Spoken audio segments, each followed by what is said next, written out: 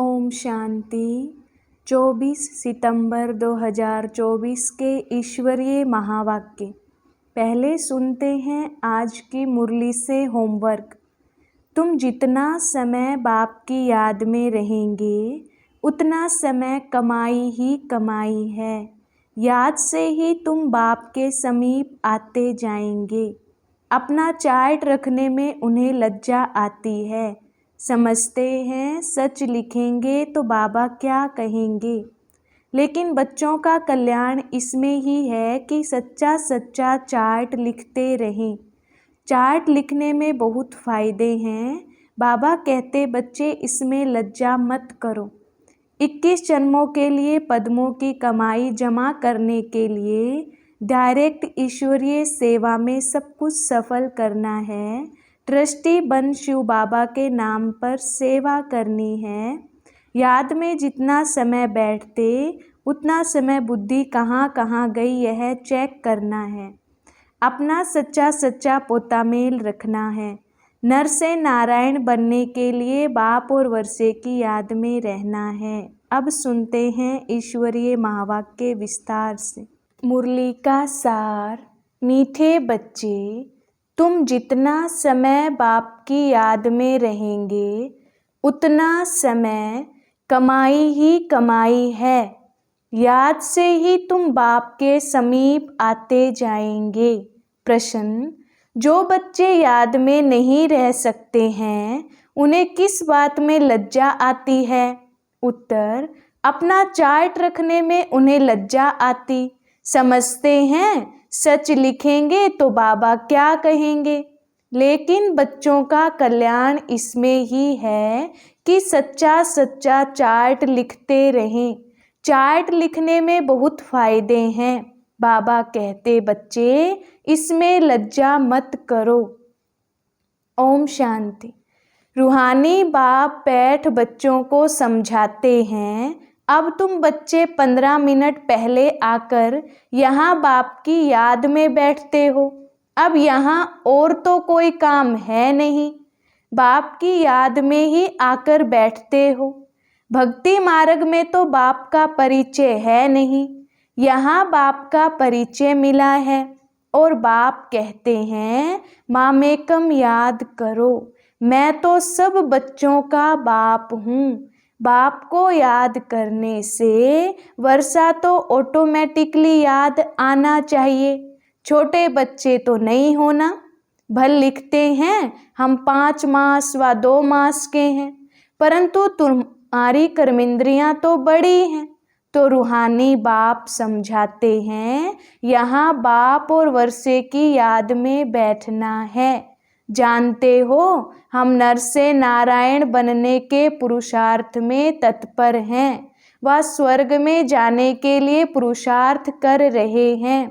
तो यह बच्चों को नोट करना चाहिए।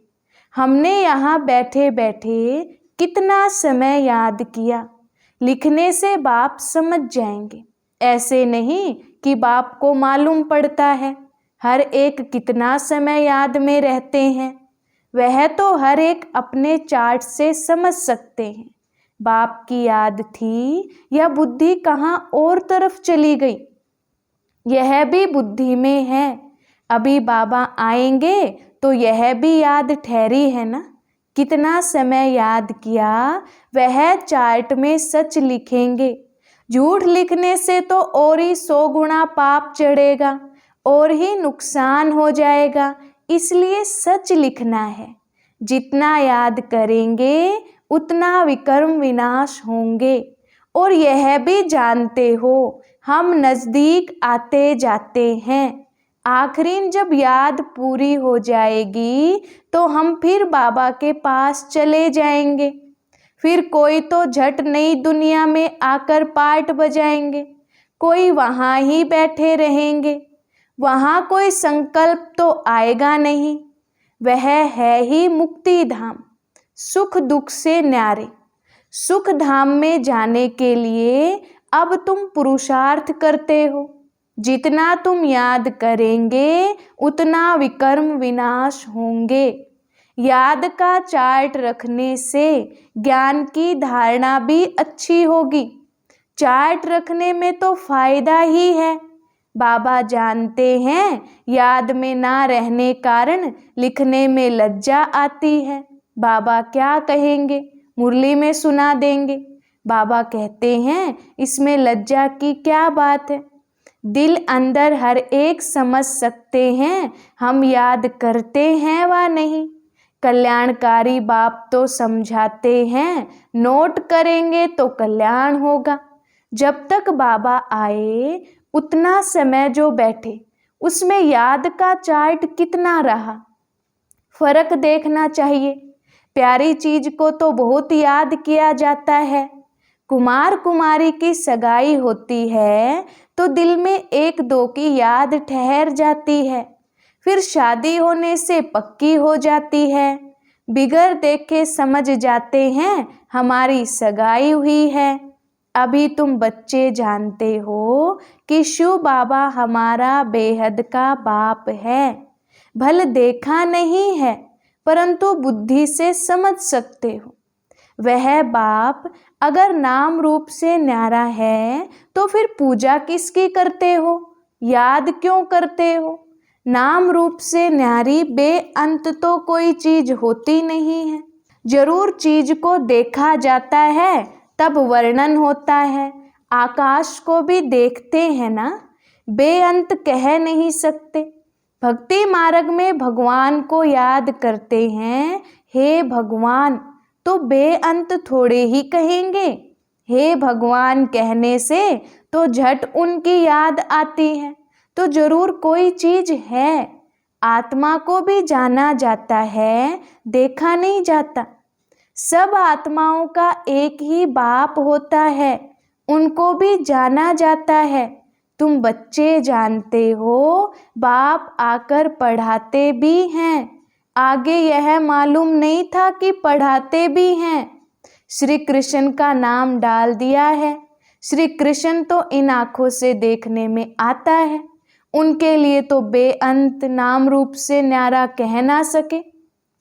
श्री कृष्ण तो कभी कहेंगे नहीं मामेकम याद करो, वह तो सम्मुख है, उनको बाबा भी नहीं कहेंगे।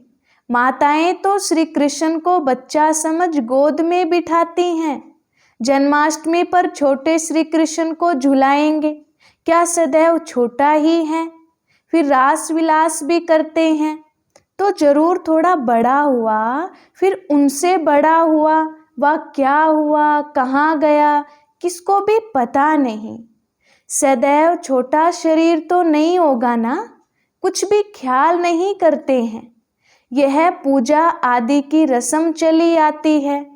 ज्ञान तो कोई में है नहीं। दिखाते हैं श्री कृष्ण ने कंसपुरी में जन्म लिया। अब कंसपुरी की तो बात ही नहीं, कोई का भी विचार नहीं चलता। भगत लोग तो कहेंगे श्री कृष्ण हाजिरा हजूर है, उनको भी स्नान कराते हैं, खिलाते भी हैं। अब वह खाता तो नहीं, रखते हैं मूर्ति के सामने और खुद खा लेते हैं। यह भी भक्ति मार्ग हुआ ना। श्रीनाथ जी पर इतना भोग लगाते हैं, वह तो खाता नहीं, खुद खा जाते हैं।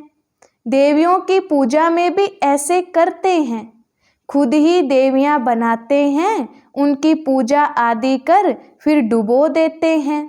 जेवरात आदि उतार कर डुबोते हैं। फिर वहाँ तो बहुत रहते हैं, जिसको जो हाथ में आया वह उठा लेते हैं। देवियों की ही जास्ती पूजा होती है।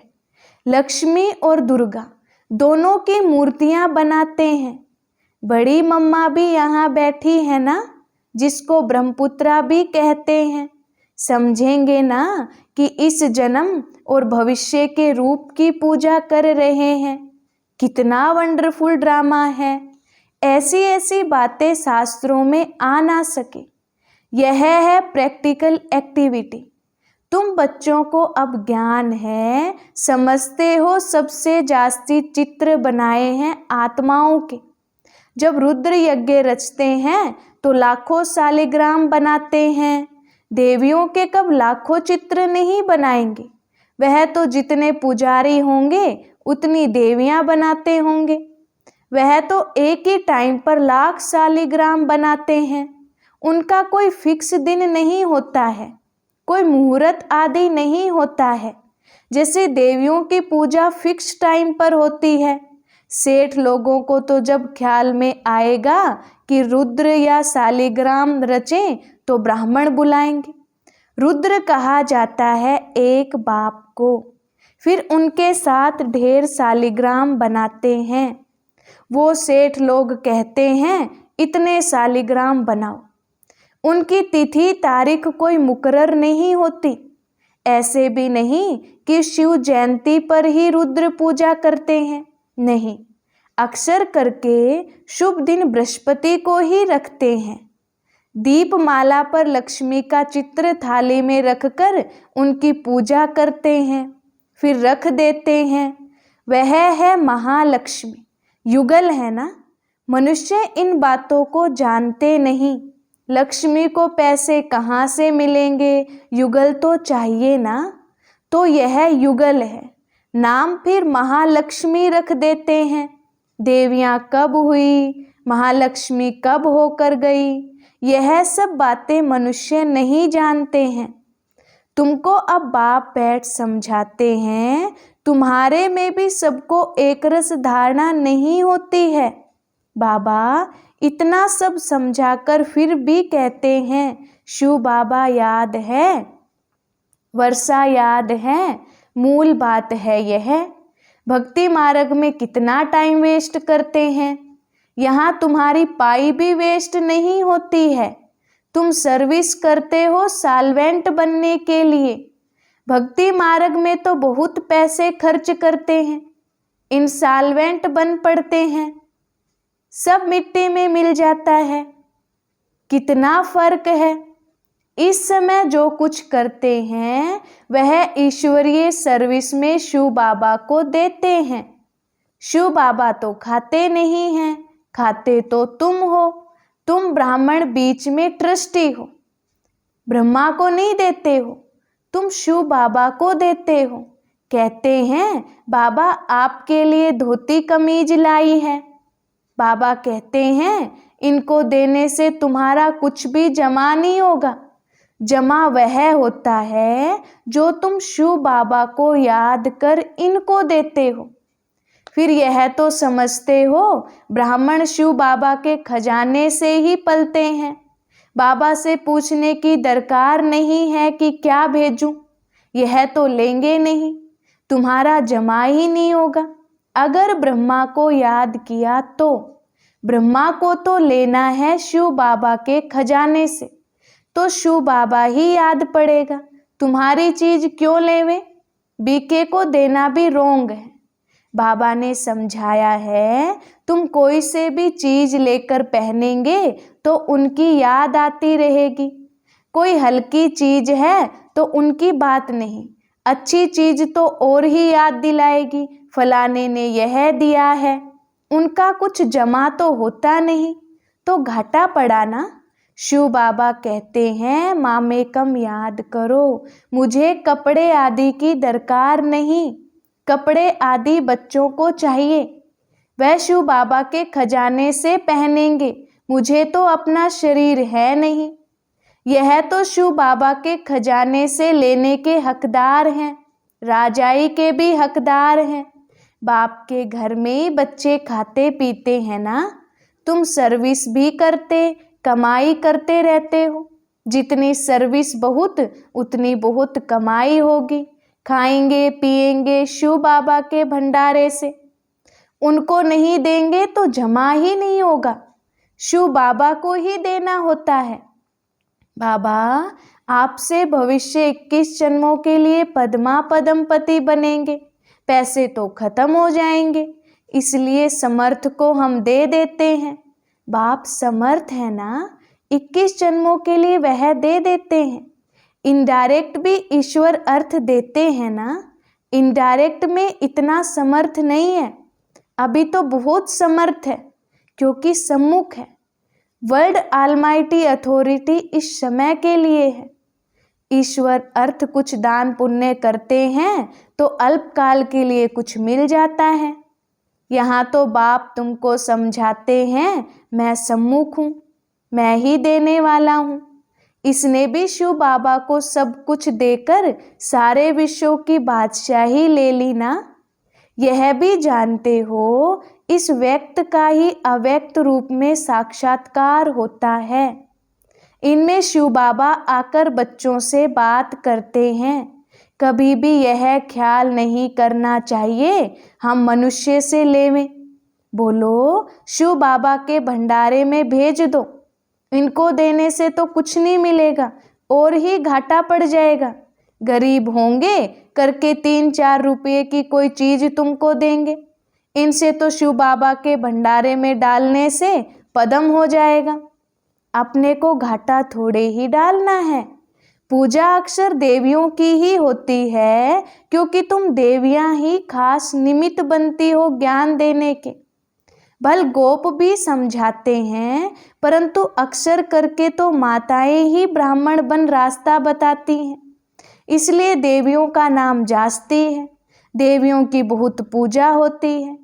यह भी तुम समझते हो आधा कल्प हम पूज्य थे। पहले हैं फुल पूज्य, फिर सेमी पूज्य, क्योंकि 2 कला कम हो जाती हैं। राम की डिनाइस्टी कहेंगे त्रेता में, वह तो लाखों वर्ष की बात कह देते हैं, उनका तो कोई हिसाब ही नहीं हो सकता। भक्ति मार्ग वालों की बुद्धि और तुम्हारी बुद्धि में कितना रात दिन का फर्क है। तुम हो ईश्वरीय बुद्धि, वह है रावण बुद्धि। तुम्हारी बुद्धि में है कि यह सारा चक्कर ही 5000 वर्ष का है जो फिरता रहता है। जो रात में है वह कहते हैं लाखों वर्ष, जो दिन में है वह कहते 5000 वर्ष। आधा कल्प भक्ति मार्ग में तुमने असत्य बातें सुनी हैं। सत्युग में ऐसी बातें होती ही नहीं, वहाँ तो वर्षा मिलता है। अब तुमको डायरेक्ट मत मिलती है, श्रीमद् भगवत गीता है ना, और कोई शास्त्र पर श्रीमद् नाम नहीं।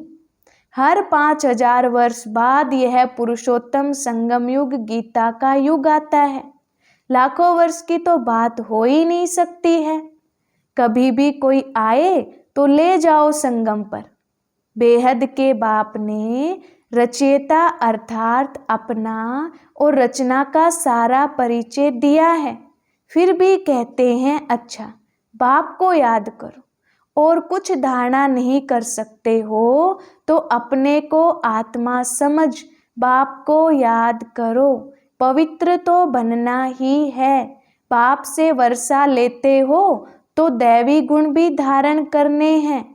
अच्छा मीठे मीठे शिकिलधे बच्चों प्रति माता पिता बाप दादा का याद प्यार और गुड मॉर्निंग। रूहानी बाप की रूहानी बच्चों को नमस्ते। हम रूहानी बच्चों की रूहानी बाप दादा को याद प्यार गुड मॉर्निंग और नमस्ते जी। धारणा के लिए मुख्य सार। पहली पॉइंट, 21 जन्मों के लिए पद्मों की कमाई जमा करने के लिए डायरेक्ट ईश्वरीय सेवा में सब कुछ सफल करना है। ट्रस्टी बन शिव बाबा के नाम पर सेवा करनी है। दूसरी पॉइंट, याद में जितना समय बैठते उतना समय बुद्धि कहाँ कहाँ गई यह चेक करना है। अपना सच्चा सच्चा पोता मेल रखना है। नर से नारायण बनने के लिए बाप और वर्षे की याद में रहना है। वरदान, विस्मृति की दुनिया से निकल, स्मृति स्वरूप रह, हीरो पार्ट बजाने वाले विशेष आत्मा भव।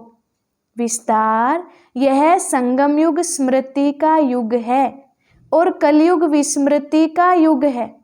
आप सब विस्मृति की दुनिया से निकल आए। जो स्मृति स्वरूप हैं वही हीरो पार्ट बजाने वाली विशेष आत्मा है।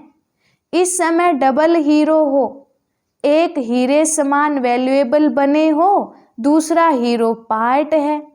तो यही दिल का गीत सदा बजता रहे कि वह मेरा श्रेष्ठ भाग्य। जैसे देह का ऑक्यूपेशन याद रहता है, ऐसे ये अविनाशी ऑक्यूपेशन कि मैं श्रेष्ठ आत्मा हूँ याद रहे, तब कहेंगे विशेष आत्मा। स्लोगन: हिम्मत का पहला कदम आगे बढ़ाओ तो बाप की संपूर्ण मदद मिलेगी। अच्छा, ओम शांति।